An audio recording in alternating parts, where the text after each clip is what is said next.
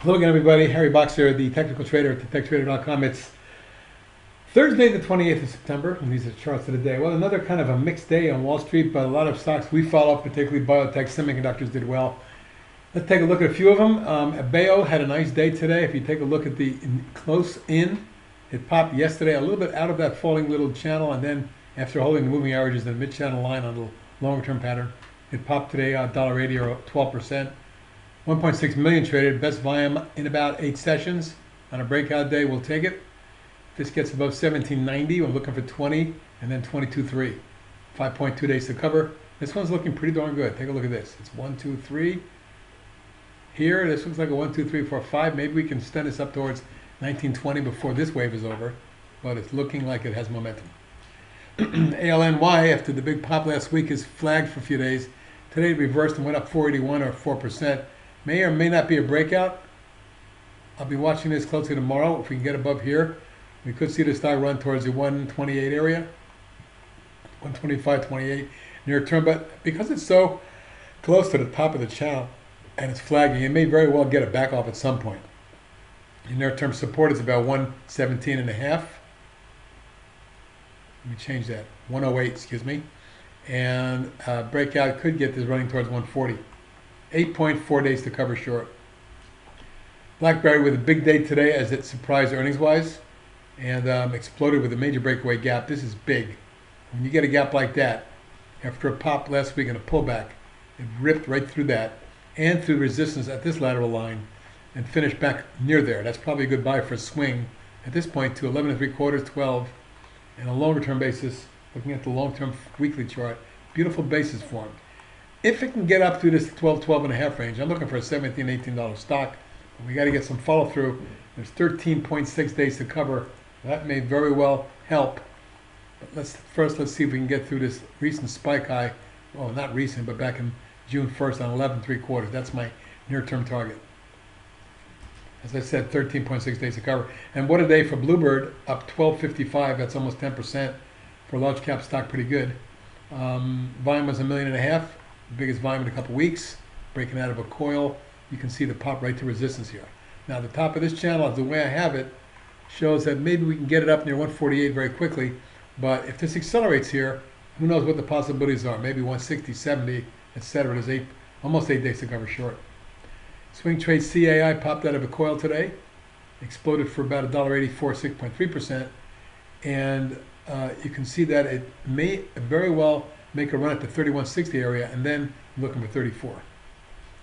Clovis, significant day in my opinion, as this left shoulder head and right shoulder type pattern, or inverse head and shoulders, appears to be the pattern in play right now.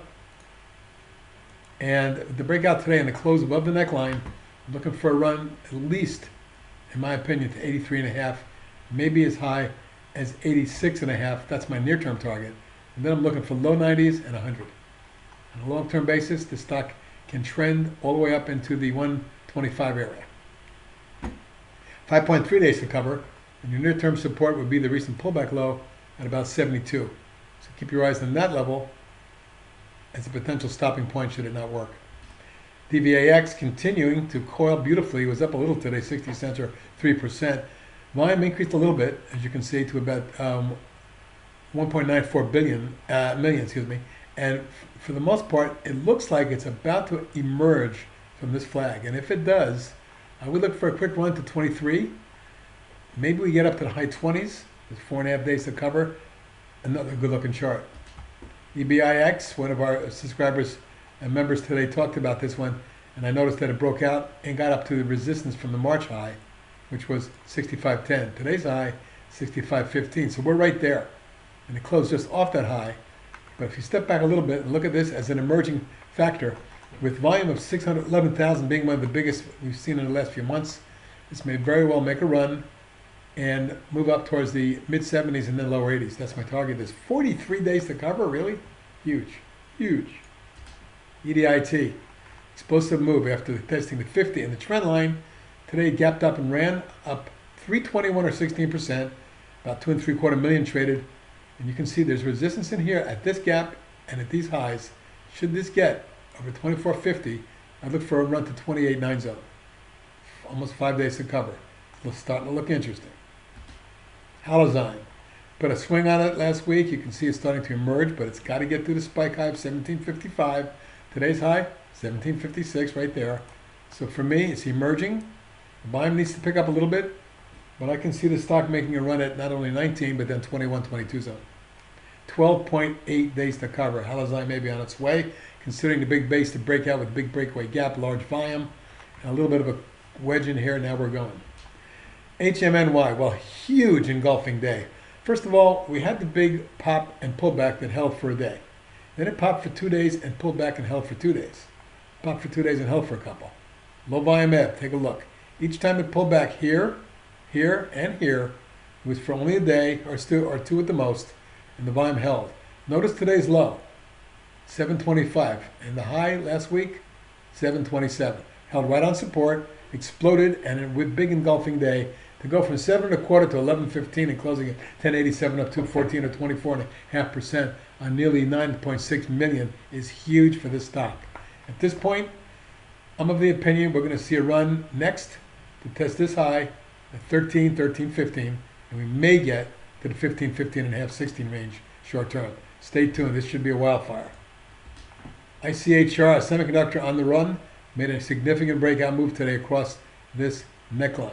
And if that's the case, we may see a run to 30 short term. On an intermediate basis, mid-30s. Immunogen. We talked about the falling wedge that was occurring last week, and then 5 days in a row back up. Not huge, but and not getting ahead of itself. But my near-term targets are a test of 8.25 and then 9. We get through that, we're looking at a $10 stock or more. 2.8 days to cover. A beautiful long-term rising channel. Same with IMMU. Broke out of a flag a couple days ago, stalled for a day or two, and today it resumed. And it resumed with a bit of a thrust.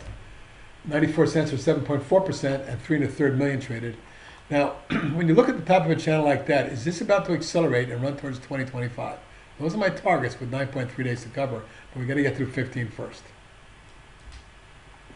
INSM with the big breakaway gap and then the pullback, we put a swing on it, and after coiling for a week or two, it's resuming, it looks like. Let's get this over 31.5, we'll hit it to 35 and 40.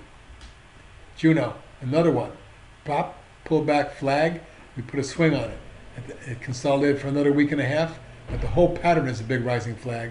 And if we can duplicate the move that took this from 26.5 to 44, we're looking at an 18-point potential move from here, or 58. That's my target up here. KEM popped 85 cents or 4%, and you can see that the consolidation, or should I say resistance here, needs to be taken out for this to advance.